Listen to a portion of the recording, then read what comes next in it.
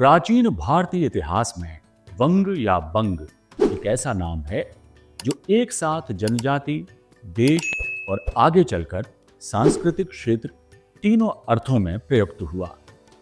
आधुनिक बंगाल शब्द इसी वंग से विकसित हुआ है, किंतु ये ध्यान रखना आवश्यक है कि प्राचीन काल का वंग वर्तमान बंगाल से ना तो पूर्णतः समान था और ना ही स्थिर भौगोलिक इकाई। समय के साथ इसके क्षेत्र, सीमाएं और राजनीतिक स्वरूप बदलते रहे। तो आइए जानते हैं प्राचीन वंग समुदाय की उत्पत्ति, उनकी सामाजिक और धार्मिक व्यवस्थाओं के बारे में।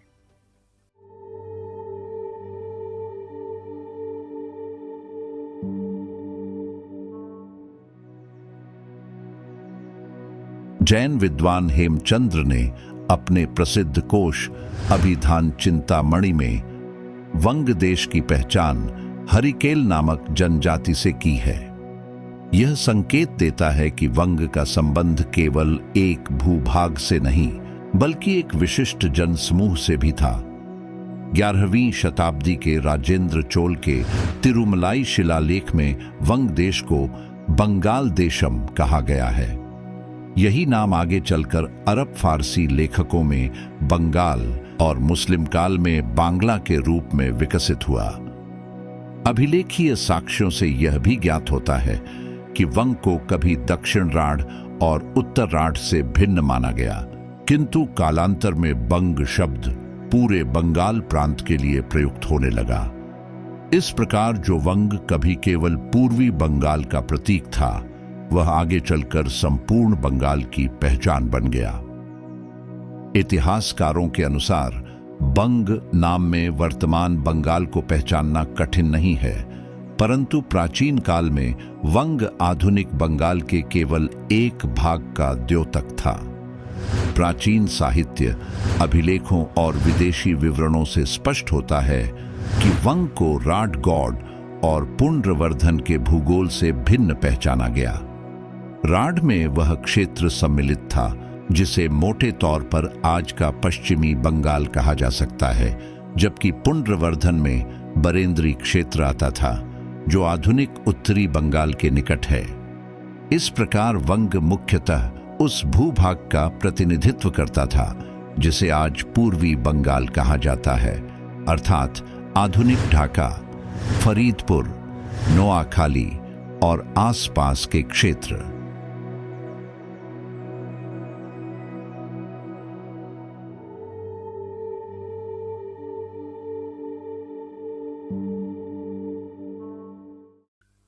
प्राचीन ग्रंथ और ऐतिहासिक दस्तावेजों में वंग समुदाय का विस्तृत वर्णन मिलता है। महाकाव्य और पुराण परंपरा में वंग का उल्लेख अंग, पुंड्र और कलिंग के साथ मिलता है। महाभारत और विभिन्न पुराणों के अनुसार ये सभी पूर्वी भारत के प्रमुख देश माने जाते थे। प्राचीन लेखकों, विशेषकर वॉटर्स के अनुसार वंग के प्रमुख उपप्रभागों में समतट यानी आधुनिक फरीदपुर क्षेत्र का विशेष महत्व था। कुछ कालों में ताम्रलिप्ति को भी वंग क्षेत्र में सम्मिलित किया गया, यद्यपि यह सम्मिलन स्थायी नहीं था। इस परिवर्तनशीलता से स्पष्ट होता है कि वंग कोई कठोर सीमाओं वाला राज्य नहीं बल्कि एक सांस्कृतिक भौगोलिक क्षेत्र था। पुराणों में राजा बलि की कथा के संदर्भ में अंग, वंग, कलिंग और पुंड्र का उल्लेख आता है, जिन्हें कभी कभी ब्राह्मण परंपरा से पृथक भी बताया गया है। महाभारत में यह वर्णन मिलता है कि मगध के राजा जरासंध ने अंग, वंग, कलिंग और पुंड्र पर अपना प्रभुत्व स्थापित किया था। इसी प्रकार यह भी कहा गया है कि कर्ण ने अंग और उसके पड़ोसी क्षेत्रों पर विजय प्राप्त की थी। सभा पर्व में पांडवों द्वारा पूर्वी देशों, विशेषतः वंग और पुंड्र को अधीन कर युधिष्ठिर के राजसूय यज्ञ में सम्मिलित कराने का वर्णन मिलता है। इन विवरणों से यह स्पष्ट होता है कि महाकाव्य काल में वंग, पुंड्र और राढ़ बंगाल क्षेत्र के 3 प्रमुख घटक थे, यद्यपि उनकी सटीक सीमाएं निर्धारित करना कठिन है।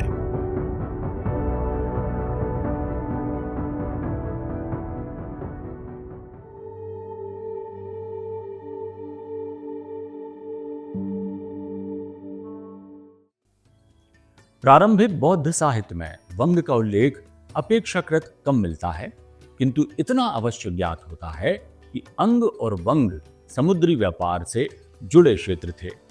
बौद्ध ग्रंथों में इन्हें समुद्र मार्ग से पहुंचे जाने वाले व्यापारिक क्षेत्रों के रूप में जाना गया है।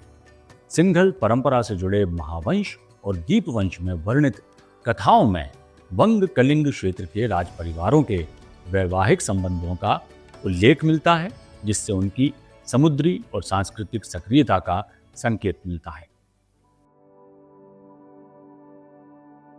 वंग समुदाय की राजनीतिक व्यवस्था का जो उल्लेख मिलता है, उसके अनुसार अभिलेखीय इतिहास में वंग का पहला स्पष्ट उल्लेख संभवतः मेहरौली लौह स्तंभ के अभिलेख में मिलता है, जहां राजा चंद्र के बारे में कहा गया है कि उन्होंने वंग देश में युद्ध कर अपने शत्रुओं को पराजित किया।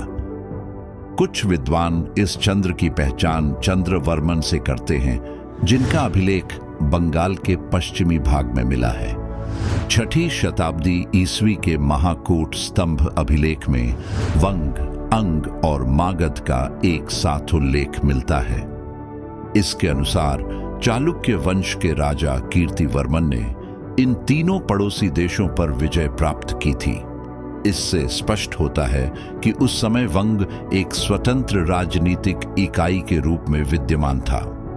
8वीं शताब्दी के प्रारंभ में रचित मराठी प्राकृत काव्य गौड़वहों में कन्नौज के राजा यशोवर्मन के अभियानों का वर्णन है।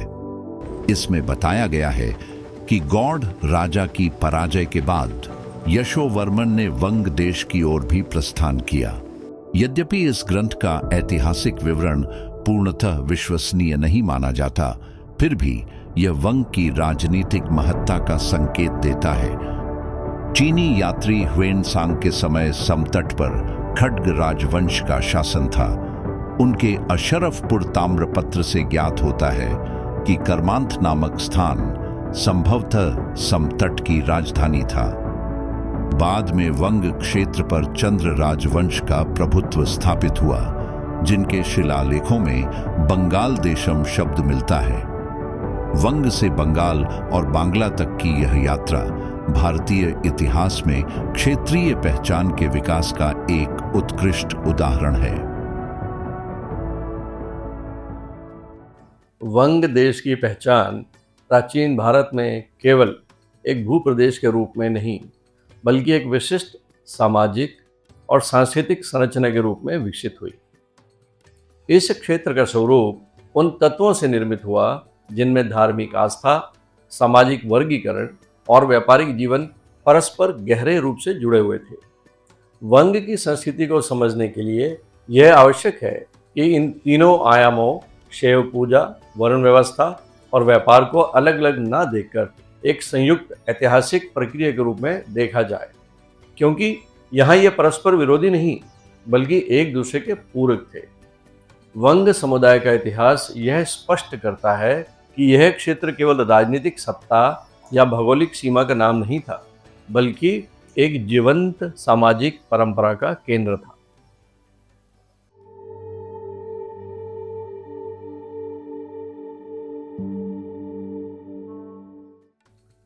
वंग क्षेत्र में शिव पूजा का प्रसार अत्यंत प्राचीन काल से दृष्टिगोचर होता है। ये परंपरा केवल शास्त्रीय या ब्राह्मणिक ढांचे तक सीमित नहीं रही, बल्कि स्थानीय समाज के विविध वर्गों द्वारा अपनाई गई। वंग में लिंग पूजा किसी एक संप्रदाय की निजी परंपरा न होकर एक व्यापक जन आस्था के रूप में विकसित हुई। यहाँ शिव को केवल संहारक देवता के रूप में नहीं, बल्कि जीवन, उर्वरता और सामाजिक संतुलन से जुड़े लोक देवता के रूप में देखा गया। वंग समुदाय की एक प्रमुख विशेषता यह थी कि इसमें सामाजिक सहभागिता अपेक्षाकृत खुली थी। व्यापारी, कृषक और स्थानीय कुलों द्वारा स्थापित शिवलिंग और उनके लिए किए गए दान इस बात को स्पष्ट करते हैं कि धार्मिक आस्था केवल ब्राह्मण वर्ग तक सीमित नहीं थी। वंग में शिव एक ऐसे देवता के रूप में प्रतिष्ठित हुए जिनके माध्यम से समाज के विभिन्न वर्ग एक साझा धार्मिक आधार पर एकत्र हो सके। आगे चलकर यही परंपरा बंगाल में शैव और शाक्त धाराओं के घनिष्ठ समन्वय का आधार बनी। वर्ण व्यवस्था के संदर्भ में भी वंग का स्वरूप आर्य परंपरा के शास्त्रीय ढांचे से कुछ भिन्न दिखाई देता है। प्रारंभिक ब्राह्मणिक ग्रंथों में भले ही वंग को आर्यावर्त की सीमा के बाहर रखा गया हो, किंतु ऐतिहासिक साक्ष्य यह संकेत देते हैं कि यहाँ वर्ण व्यवस्था व्यवहारिक और लचीली थी। ब्राह्मण, क्षत्रिय, वैश्य और शूद्र, इन सभी वर्गों की उपस्थिति वंग में थी, परंतु उनके बीच कठोर और अटल सामाजिक विभाजन नहीं था। वंग समुदाय पर बौद्ध धर्म का भी गहरा प्रभाव था। चीनी यात्री ह्वेनसांग के समय समतट वंग का एक प्रमुख राज्य था। उन्होंने उल्लेख किया है कि यहाँ लगभग 30 बौद्ध संघाराम थे, जिनमें 2000 से अधिक भिक्षु रहते थे। साथ ही ब्राह्मणीय मंदिरों और जैन तपस्वियों की भी उपस्थिति थी। इससे स्पष्ट है कि वंग धार्मिक दृष्टि से बहुलतावादी क्षेत्र था।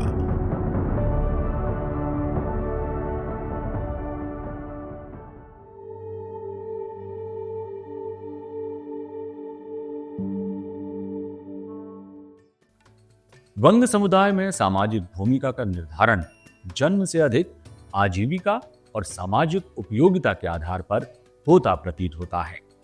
विशेष रूप से व्यापारी वर्ग की स्थिति वंग में अत्यंत प्रभावशाली थी।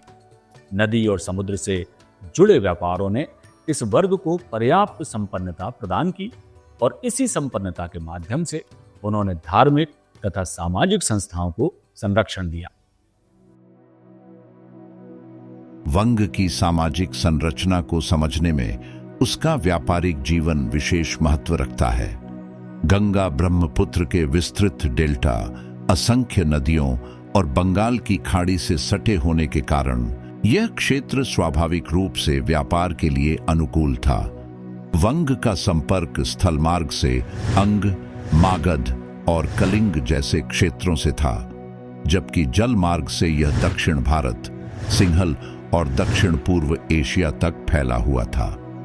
प्राचीन साहित्य और यात्रा वृत्तांतों में वंग को समुद्र मार्ग से पहुंचने योग्य देश बताया गया है। यहाँ के प्रमुख व्यापारिक पदार्थों में धान, सूती वस्त्र, नमक, मत्स्य उत्पाद, शंख तथा अन्य समुद्री वस्तुएं सम्मिलित थीं। सूती वस्त्रों की परंपरा, जो आगे चलकर बंगाल की विशेष पहचान बनी, अपनी जड़ें इसी प्राचीन व्यापारिक संस्कृति में रखती है। शंख और कौड़ी जैसी वस्तुएं केवल व्यापारिक वस्तुएं ही नहीं थीं, बल्कि धार्मिक और सामाजिक जीवन का भी अभिन्न अंग थीं। वंग में व्यापार केवल वस्तुओं के आदान प्रदान तक सीमित नहीं रहा, यह धार्मिक विचारों, सांस्कृतिक परंपराओं और सामाजिक मूल्यों के प्रसार का माध्यम भी बना।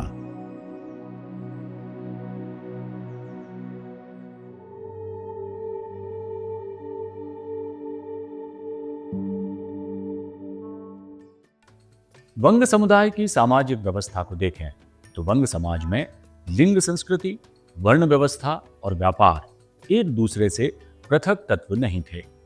लिंग पूजा ने समाज को साझा धार्मिक आधार प्रदान किया, वर्ण व्यवस्था ने उसे सामाजिक अनुशासन दिया और व्यापार ने जीवन निर्वाह तथा समृद्धि का मार्ग प्रशस्त किया।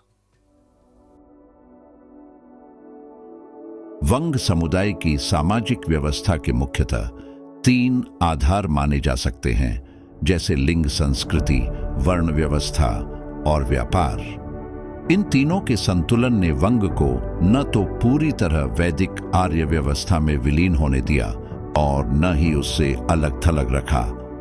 वंग ने अपने लिए एक स्वतंत्र, लचीली और जीवंत सांस्कृतिक पहचान निर्मित की, जो आगे चलकर बंगाल की ऐतिहासिक और सांस्कृतिक निरंतरता का आधार बनी। यहाँ लिंग पूजा ने समाज को साझा धार्मिक आधार प्रदान किया, वर्ण व्यवस्था ने व्यवहारिक सामाजिक अनुशासन दिया और व्यापार ने जीवन निर्वाह तथा समृद्धि का मार्ग प्रशस्त किया।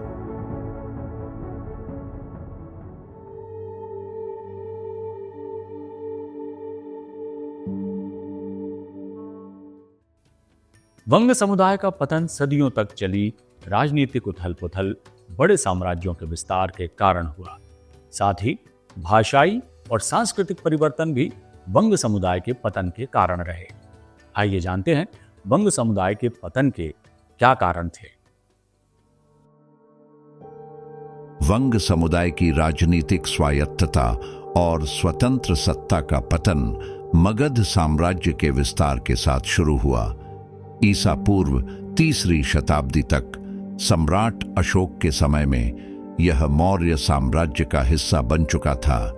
मौर्यों के पतन के बाद यह क्षेत्र लगातार विभिन्न शक्तिशाली साम्राज्यों जैसे गुप्त वंश, शशांक का शासन और बाद में पाल, चंद्र और सेन राजवंशों के अधीन रहा। इस प्रक्रिया में वंग की एक अलग राजनीतिक पहचान धीरे धीरे समाप्त हो गई। महाकाव्यों के अनुसार अर्जुन और भीम जैसे योद्धाओं ने सैन्य अभियानों के दौरान वंग के राजाओं को पराजित किया था। ऐतिहासिक काल में चोल राजवंश जैसे दक्षिण भारतीय शासकों के आक्रमणों ने भी इसकी क्षेत्रीय स्थिरता को कमजोर किया।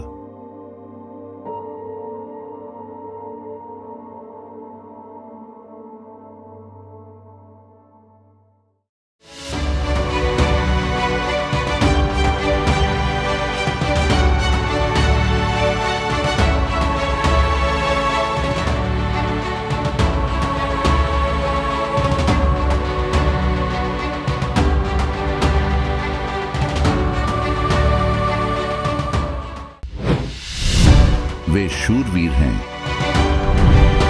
वे कर्मवीर हैं, वे निपुण योद्धा हैं, वे भारत का कुल हैं,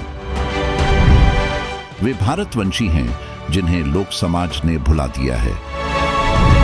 ऐसे ही विस्मृत युगयुगीन भारतवंशियों की खोज और पुनरान्वेषण से वैश्विक समुदाय का सुपरिचय करेंगे। वीर भारत न्यास के YouTube चैनल वीर भारत में।